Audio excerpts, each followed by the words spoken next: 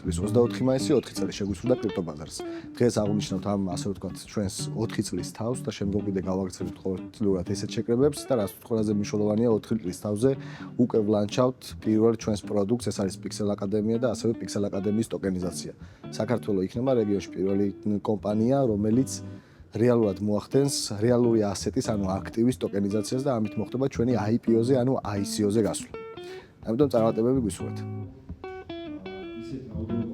ივენთის განმავლობაში გვეყოლება 16 სპიკერი, გვეყოლება ტრამპის ადმინისტრაციის ბიტკოინ რეზერვების წარმომადგენელი ჩართვით, რომელიც აგვიხსნის რეალურად რა ხდება ამერიკის შეერთებულ შტატებში, ასევე გვექნება საუბარი საიკლოს ან დეცენტრალიზებულ ცეცხლებზე, გვექნება დეცენტრალიზებულ საფაროზე, რაც შეიძლება ბევრი საუბარი, გვექნება ბიტკოინის ფაზე ანალიტიკაზე, ფილოსოფიაზე, ასევე გვექნება რამდენიმე მნიშვნელოვან პროდუქტზე და ასევე გვექნება რაც თავარია განათლება კრიპტოში და ფინანსებში. ეთილი იყოს თქვენი მობრძოლება კრიპტობაზრის კომუნაში, ჩვენ ერთი ძალიან დიდი ოჯახი ვართ.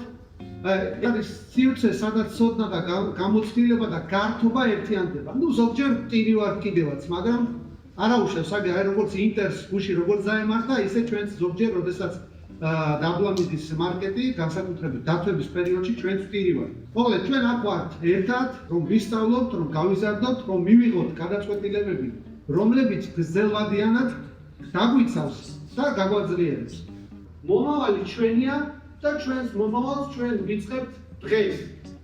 დიდი მადლობა აი ამის თქმა მინდოდა და მოკლედ თქვენ გაიხარეთ ვის მართავს ყველას. ზოგადად ესეთი ტიპის ივენთები ძალიან კარგია. პირველ რიგში ზოგადი განათლებისთვის მნიშვნელოვანია ძალიან რომ მომხმარებელს ესმოდეს რასთან აქვს შეხება, როგორ მუშაობს ეს ყველაფერი.